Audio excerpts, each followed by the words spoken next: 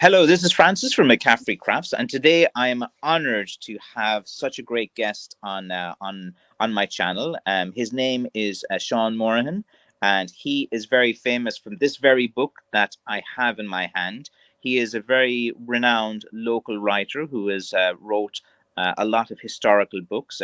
He's a guy that has the best information, the best sources, and the amount of research he puts into these type of books is really good. Now, if you haven't have this book already, I will give a link at the end and put in the description as well. Book is called "The Days of the Blackthorn: The Faction Fighters of Kerry." And just to flex as well, as you can see there, Sean, I have your signature. So I'm a bit of a nerd. I have the first edition and one of your signatures when you come out. So Sean, just tell people a little bit about yourself and your background in the Blackthorn community. Okay. Well, I come from a background of being interested in Irish history and Irish folklore, whereas I think a lot of people in the faction fighting community come possibly from an interest in martial arts and different forms of combat, and that's perfectly fine. But so my interest wasn't so much in the techniques of fighting, which seems to be a big strand in the community, but it was more historical interest. Who were the factions? Where did they fight? Who led them? Why did they form? Why did they even exist? It was really historical and folklore kind of inquiry, you know? Okay, what are like the traits of a faction fight? Because like from my basic knowledge of this, there was like fights to do with the land, there was fights to do with the tenants, like there's this. So what was a faction fight? What made it a faction fight Okay. and not the regular fight? Well, I was thinking about this before I came on to talk to you, and I had a brief look through my own book. And one of the things that struck me is that disputes that couldn't be resolved by dealing with the police or the courts were very often the foundation of a feud. So if a woman of your family is insulted on the street or at a fair or outside the church, you don't go to a policeman and say, my wife, daughter, or whatever, a member of my family was insulted by this fellow.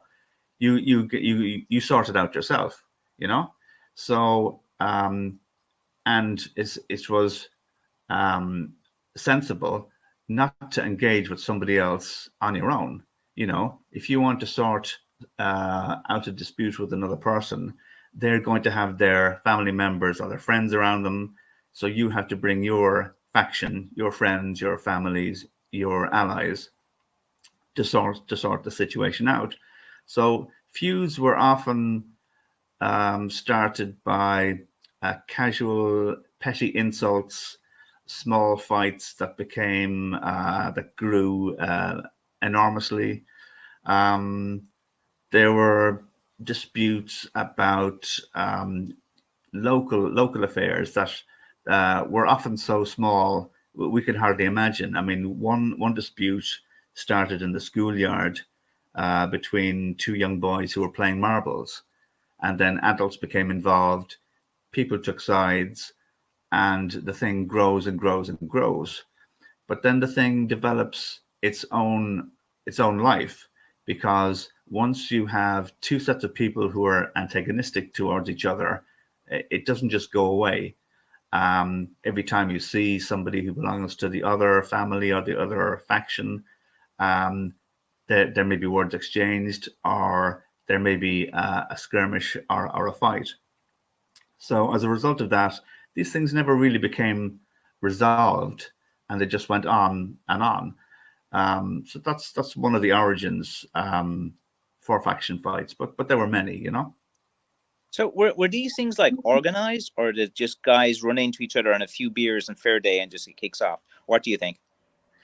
I think both. I think both. I think some of the fights were very much organized. I came across a lot of evidence that the leaders of factions would meet each other before a fight and say, we're going to be at a certain fair and we're showing up with our lads. And it was expected that the others the opponents would show up with their people. Other fights arose informally, and it's my belief that Irish people in the 18th and early 19th centuries carried sticks as a matter of course. I don't think this is quite appreciated. It wasn't just that they took down their sticks to go fighting. They took their sticks with them wherever they went, because in a time before the police, and even after the police were established in the 1820s, you could be waylaid on the way to the fair. You could be robbed on the way after the fair when you've got money in your pocket. There could be a dispute in a public house.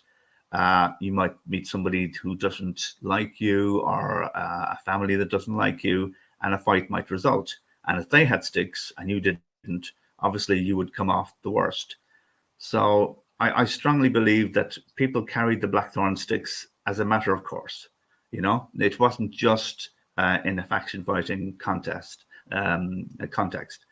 So sticks were also the weapon of ordinary people, if I can use that phrase. And in Ireland especially, Catholics were prohibited from carrying swords, and they were very often prohibited from carrying firearms. So the stick was the perfect weapon, because if you're carrying your shillelagh, who's going to say anything about it? It's if somebody challenges you, a policeman, oh, it's your walking stick. You know what I mean? It has a sort of innocuous character as well. But obviously, in a conflict situation, it then becomes a weapon, you know? You know, look, I definitely would have the same opinion as you. Even it was a tool, it was a utility. I think that people use it to herd cattle from field to field, to move around. You know, even on fair days here during Puck Fair in the 80s when I was growing up, you'd see the guys would have their stick, they'd carry it around all day. They'd use it to tell their kids to be quiet. You know, they'd point to it, they'd pick up something. It was it's very much, as you said, they're a common instrument and utility for the common man, for the farmer. He would have it. And then I think the association with the faction fights through the poetry, through the stories, gave it like this kind of like cult-like status to have a genuine Blackthorn. And what I found quite interesting, and I've questioned you, is that what like you found many sources of two walking sticks by the Kerry faction fighters. What do you think of that? I mean, the use of two sticks in a fight? Yeah, Is exactly. that what you mean? Yes. Oh, yeah. They would Yeah. hold two sticks rather than one, because I guess they wanted Yeah. that advantage. Well, there was a fighter called Dennis Casey from Glenflesk, and he was quite famous for wielding two sticks. Now, that must have been fairly formidable. If you were in a fight with one stick and this guy is coming at you whirling two sticks, it's immediately, it must be quite a sight to encounter that. But I think there was a Scottish master of martial arts who wrote around 1791, and he made the point that Irish stick fighters generally, according to him, generally carried two sticks. So it's certainly an unusual aspect of the fighting, and it's possible that one was used in an offensive manner and the other one was more for defense. So you whacked people with one stick and you guarded your face and your elbow with another, possibly. So usually we hear of fighters using one stick, but certainly, as you say, the two stick method seems to have been quite common as well, and it seems to have been a mark of great skill if you use two sticks. And by the way, Dennis Casey was such a good fighter that he was sort of imported, and he was imported to a fight in Killorglin. I think that the Foleys were involved in maybe the first or second decade of the 1800s. So that's another very unusual phenomenon, that you could also be a faction fighter for hire. Not only did you go to the fair and fight in your local district, but if you developed a name for yourself, you were almost hired like a mercenary by other factions, especially if a big fight was coming up. Okay, well, it's very interesting you touch on that because my mom would be a Foley from Killorglin, and she'd been in Killorglin all her life. So I was very interested in your section on Big Mick Foley, which would be a descendant of mine. And as you were saying there with Casey coming in, like it's still you still see the rivalry because like the Killorglin lads would fight the Milltown guys and the Glenbeigh guys, and I like seeing that in your book because still to this day there's a rivalry between Killorglin and Milltown. Like Killorglin people will always be saying derogatory things towards people from Milltown, which is just 4 miles away, Glenbeigh guys and stuff. So I can really kind of get a sense of it because that rivalry is still here and it continued into sports. If there's a bunch of guys from Milltown sitting in a Killorglin bar, all the local Killorglin guys are like, who the F are these guys and what are they doing in our community? So Yeah, but if you can tell us a little bit about Mick Foley, like, because I'd like to chat about yeah, him, the very famous faction fighter. sure. Well, Big Mick Foley was born in 1783. He was a member of a family who was quite well established and had high status in Killorglin. And being Catholics, that was quite unusual. But what we tend to forget is that some families and some farming families were strong farmers. We tend to think of the 18th and 19th century as having landlords at the top and a mass of incredibly impoverished peasants at the bottom. And that's not to say that that wasn't true, but there was also a sort of a middle layer.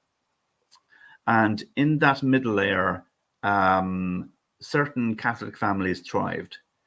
But because they did thrive, they were then objects of resentment by people who wanted some of their status or resented their status, or they were objects of resentment by people who were underneath them and didn't like their success or their status.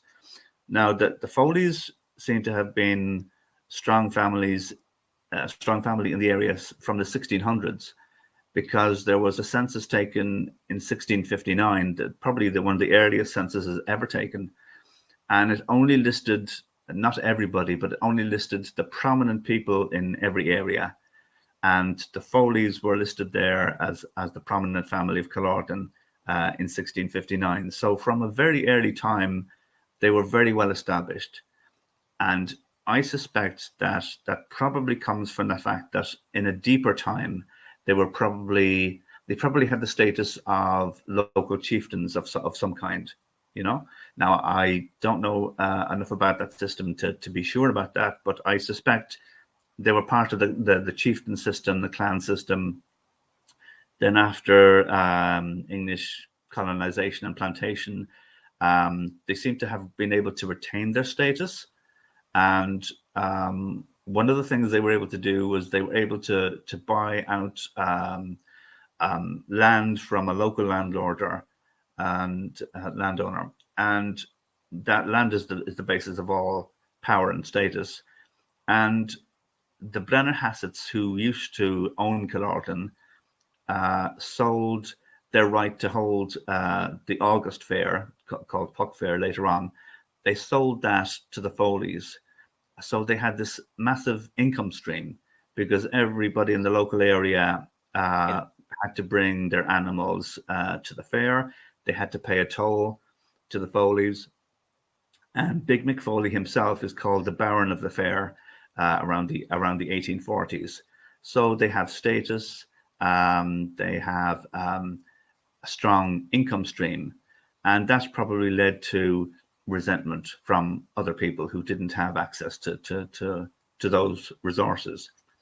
Now, before the talk, I did some research a bit more on the family itself, and the earliest reference I can find to the Foleys fighting, as opposed to faction fighting, was in the late 1700s.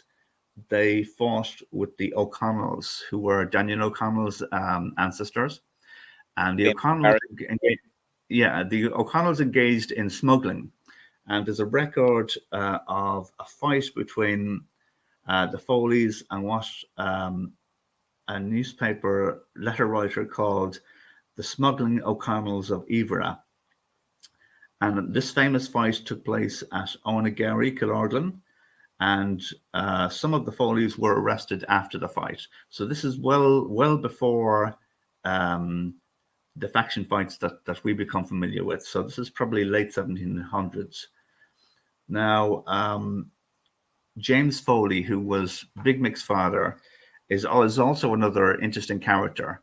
Now, I don't know if he was a faction fighter as such, but he was probably the first big patriarch of the family. And he was quite happy to engage in conflicts with other people of high status.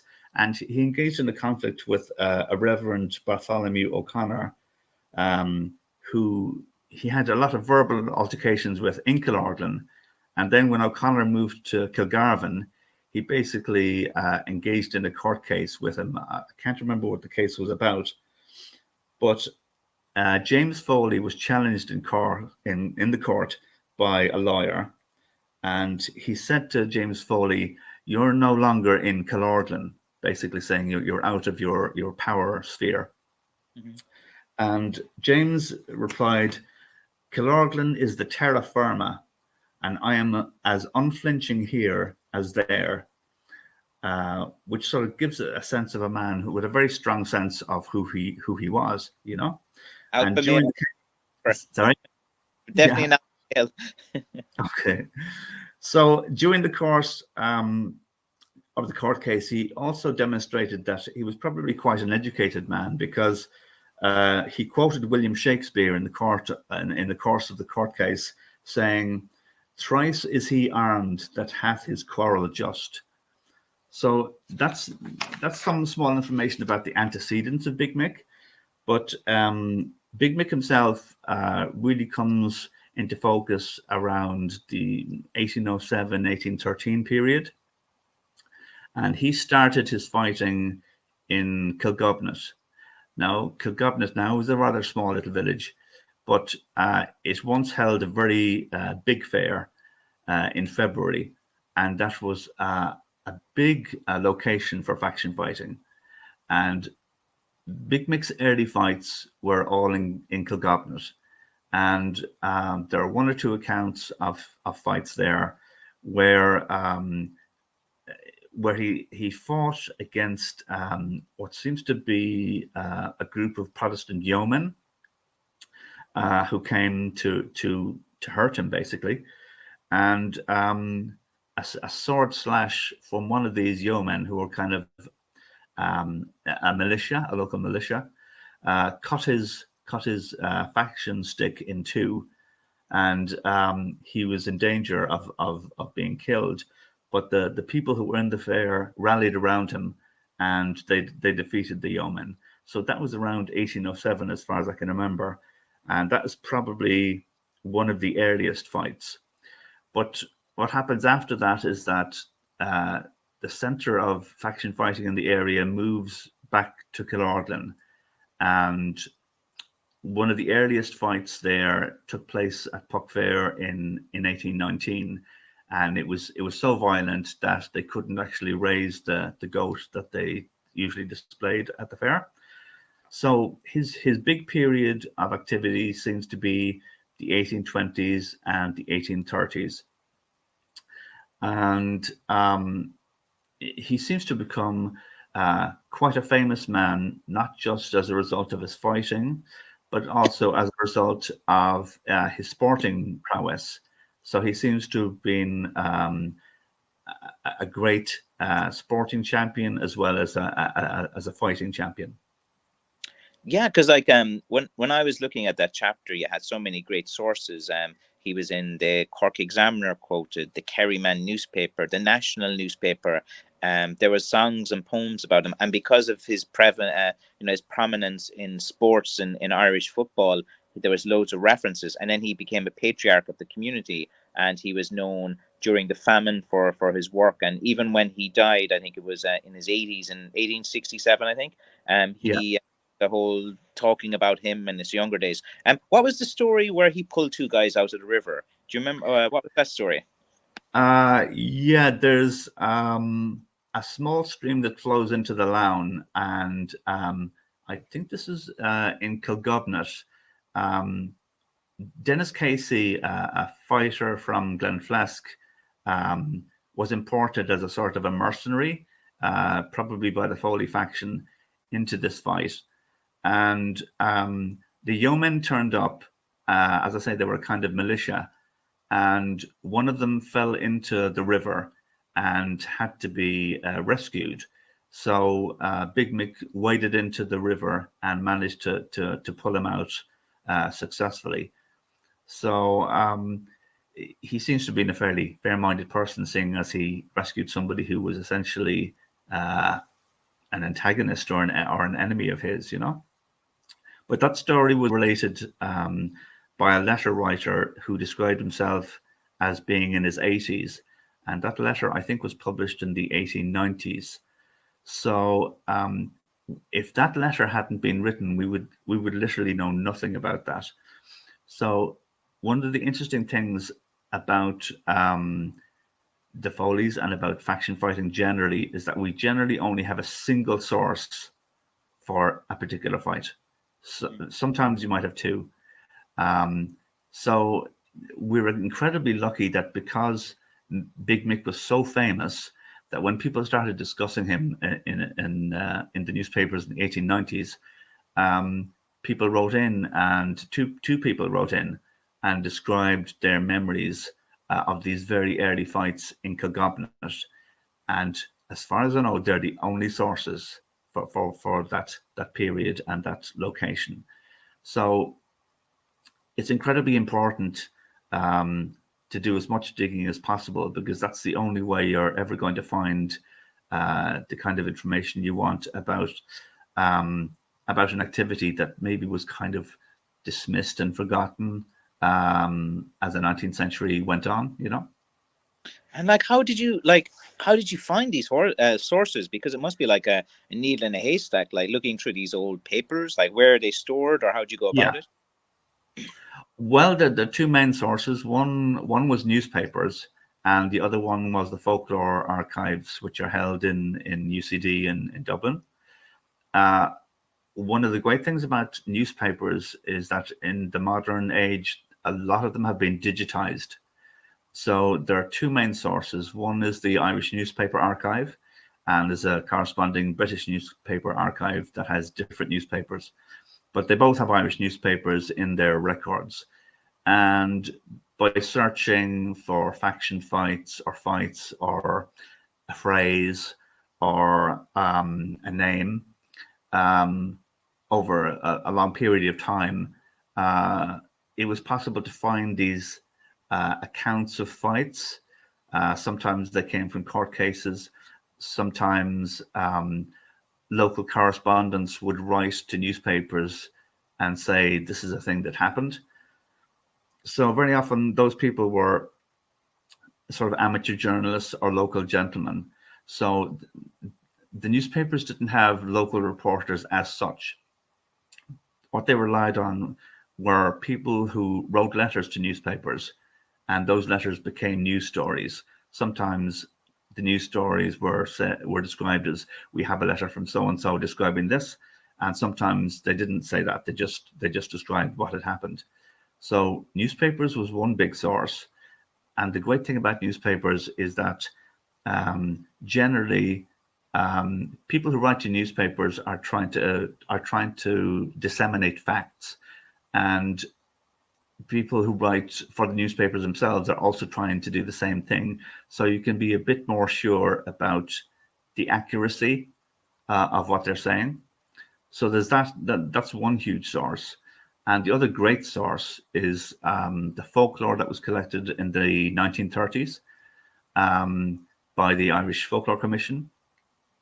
And that is an absolute treasure trove of information about literally everything, every possible aspect of Irish life, how people lived, where they courted, how they met the opposite sex, how they cooked their food, who the famous people were in the area, who were the sporting heroes of the area, stories about landlords, stories about English conquest and colonization. Very often tiny little stories that give you a lovely insight into how people actually lived and an insight into how people actually felt. So it's like people's history. So in the newspapers, you get a kind of an official narrative.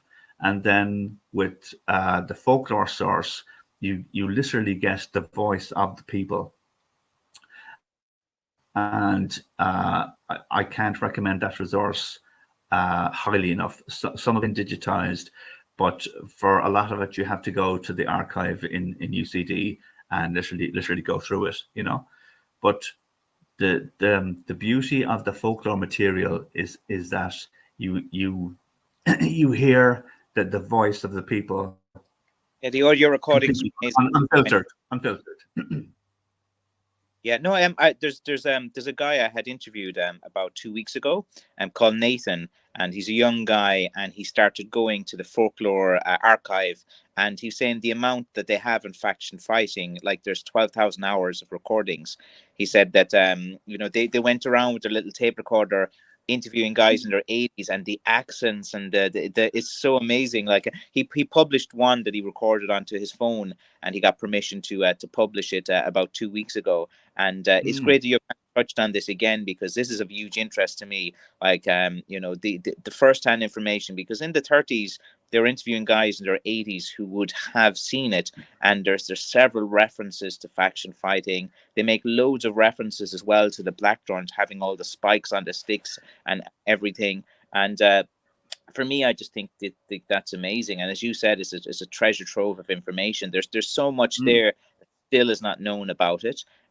You probably will come out with 4 or 5 more books in the future, just touching and scraping the surface of it.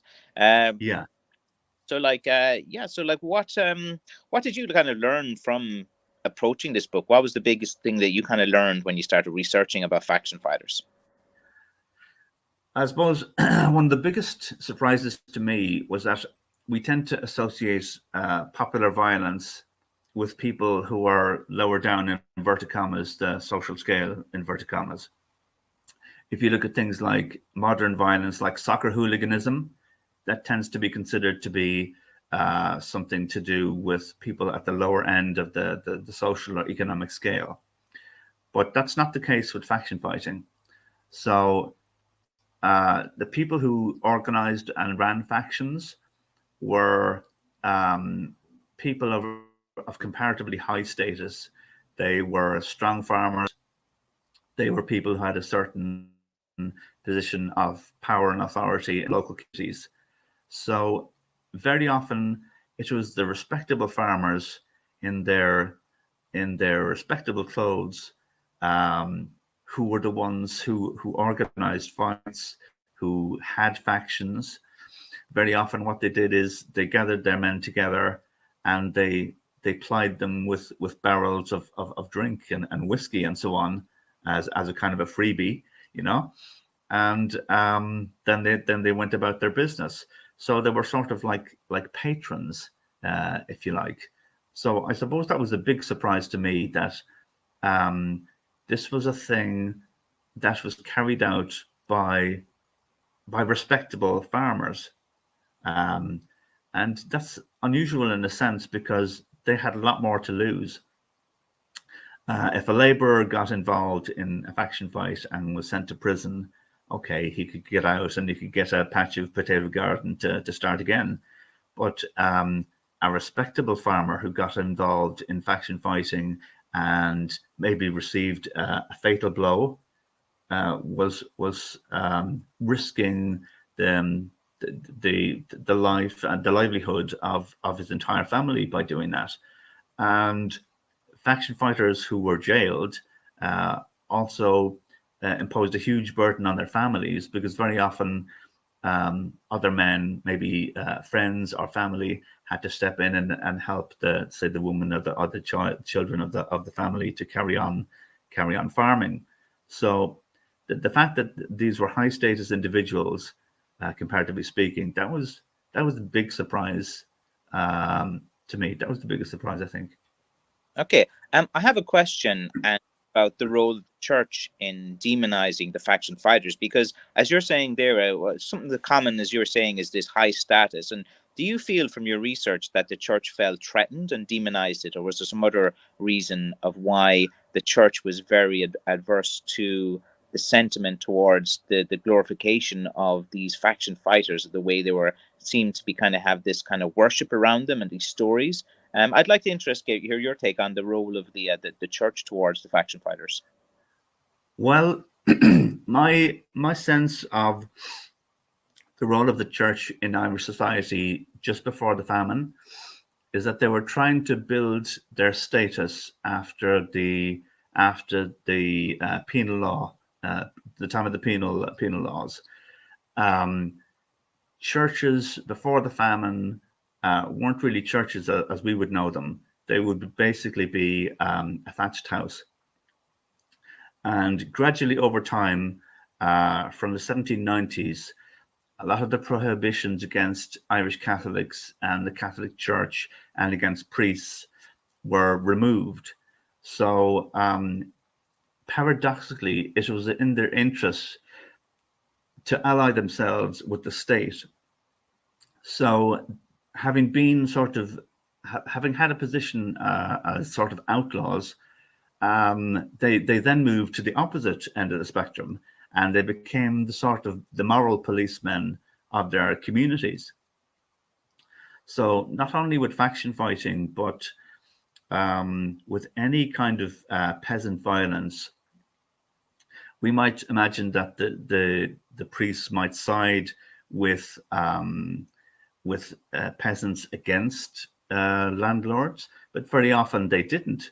They allied themselves with landlord power, or they allied themselves with the state to control peasants and peasant violence.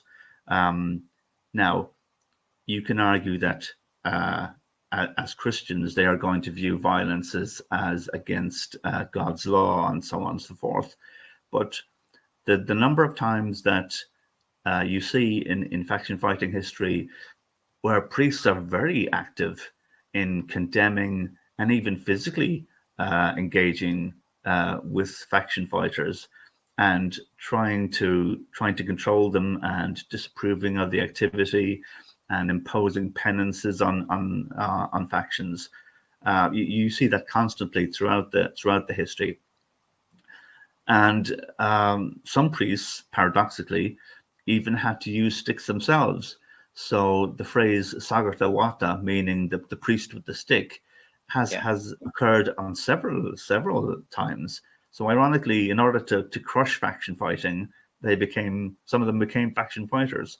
But there was this element of policing their community, paradoxically, rather than supporting them, Okay, and with that in the same kind of area, what the role of the GAA towards the faction fighting? Did you ever come across in sources or anything relating to how the GAA responded to it?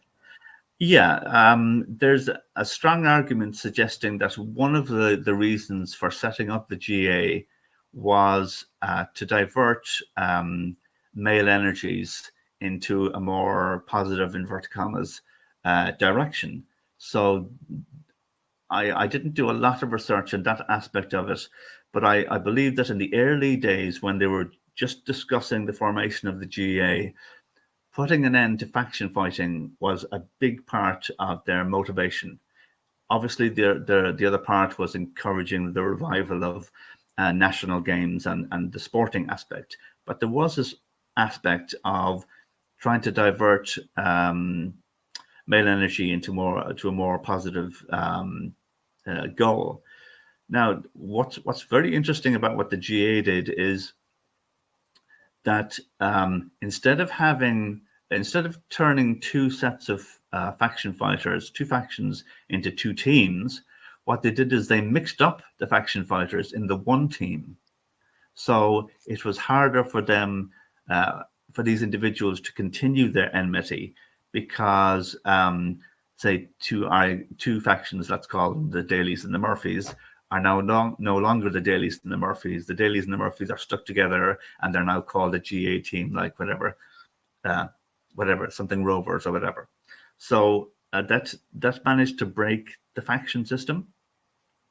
But having said that, the GA teams themselves and GA matches themselves became a focus for violence, as instead of two factions fighting, you then had two teams fighting. So the supporters of the two teams would turn up to matches with their fighting sticks, and if they weren't happy with how things were going, there would be a pitch invasion and faction fights. But it's in this sort of sporting context, which is completely new and completely different from what happened before. And there was a rather unfortunate case where I think one early GA player was actually stabbed on the sporting field.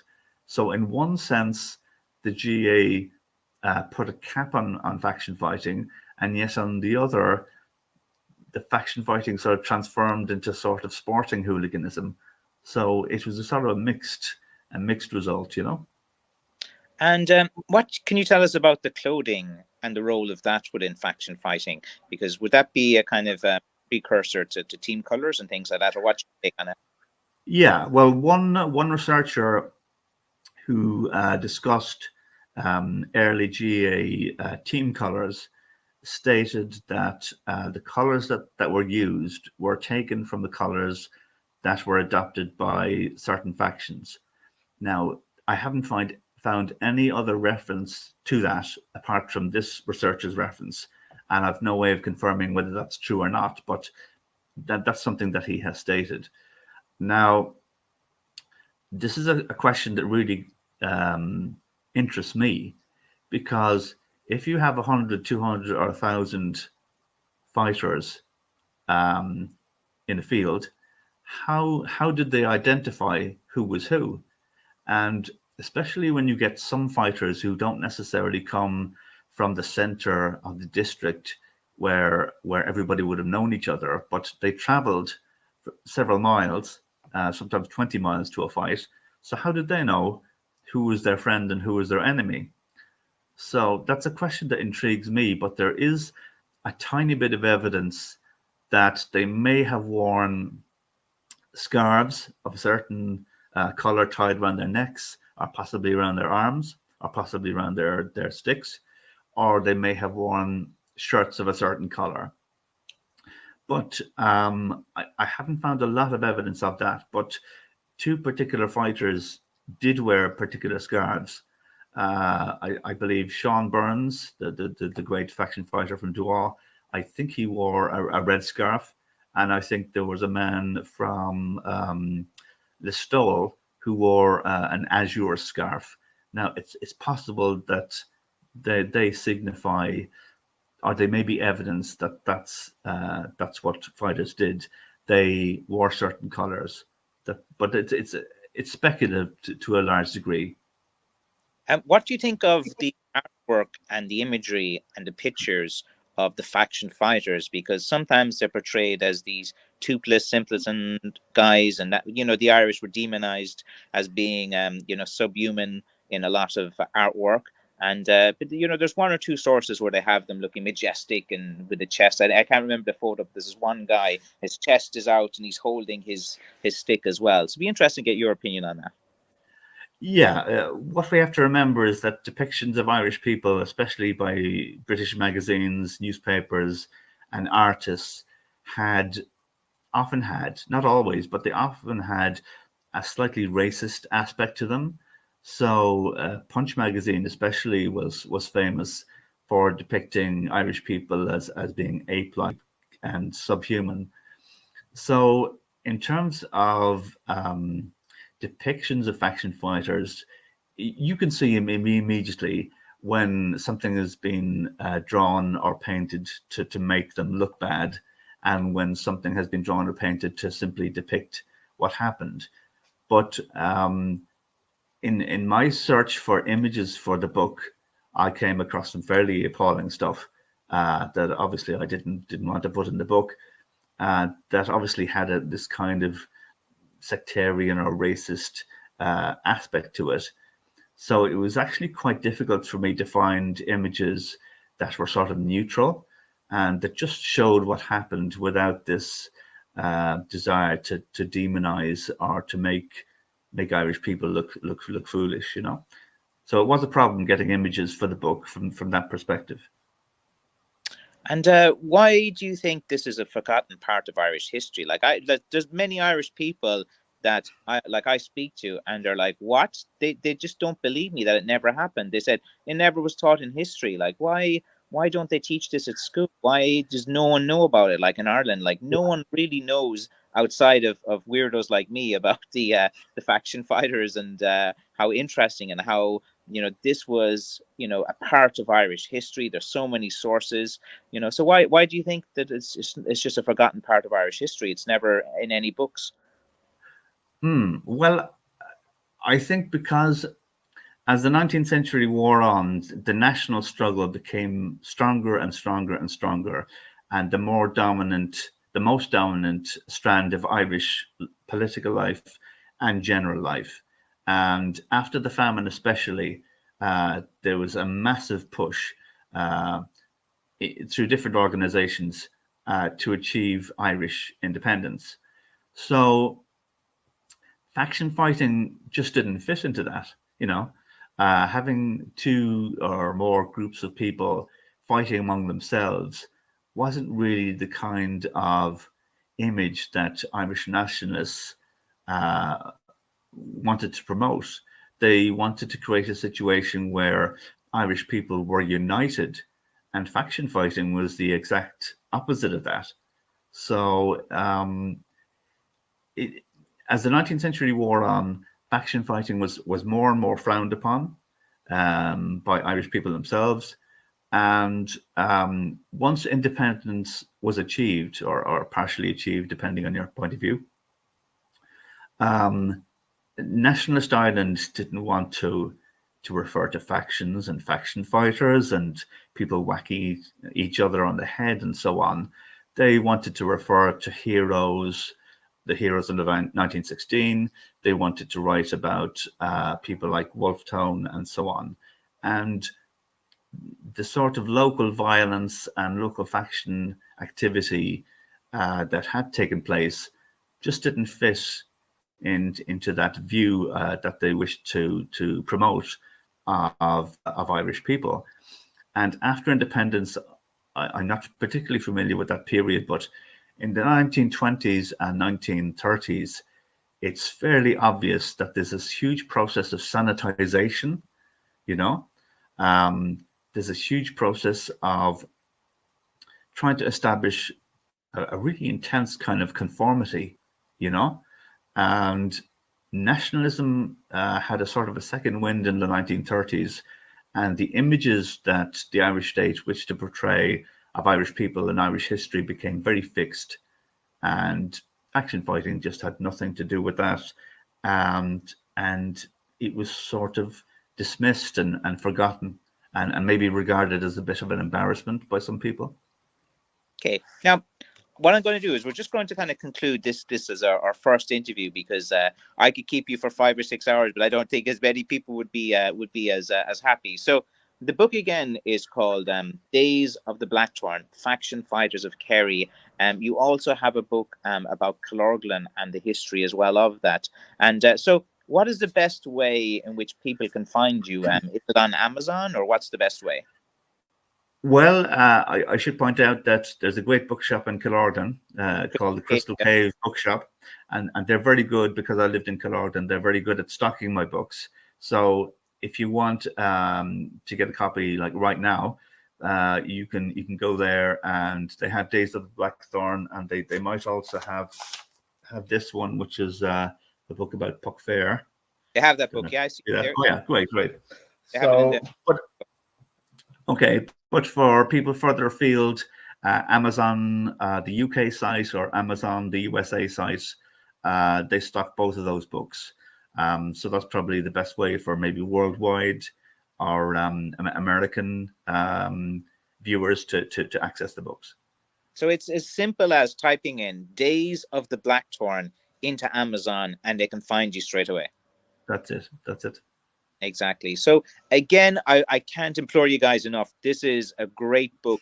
These books about Blackthorn are few and far between, about the faction fighters, about highlighting the fighters of Kerry. I'm very passionate about Irish crafts, about history, about promoting Colorglin and Kerry as well. So, to have someone like yourself, Sean, to put that much time and effort, it's really an honor that, for me, it's very important that guys are useful, they do something for society, and what you've done is a credit. Like this book will be around. Like there'll be guys years from now researching this, Sean, on YouTube, and they'll be like, oh, is that the guy who wrote? And they'll go back. I'm a great believer that this is the new folklore society of Ireland, this YouTube thing. I don't think it's going away. I think people will be looking through records as well of this 100 years from now, and I think it's very important for as many people as possible to get out to YouTube. John, thank you very much. If you want to say a last word before you go, community.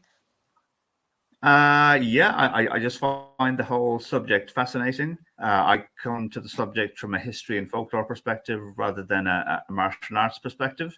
But I just found the whole world of the faction fighters very interesting. I just found the people who were involved. I would have loved to kind of sit down with them and really had a good chat with them. But of course, the book is the next best thing, I guess. Okay, well, I'm available for movies, for consultation. I always put that. I think there's a great few movies in here as well. I'll always put that message Absolutely. in there. Look, please come back again, and it'd be great for you to maybe join my live streams where people can ask us questions maybe on a Friday. I know you're a busy guy as well, and very well spoken. Okay. And I'll sign off for now. Thanks very much, John. Okay.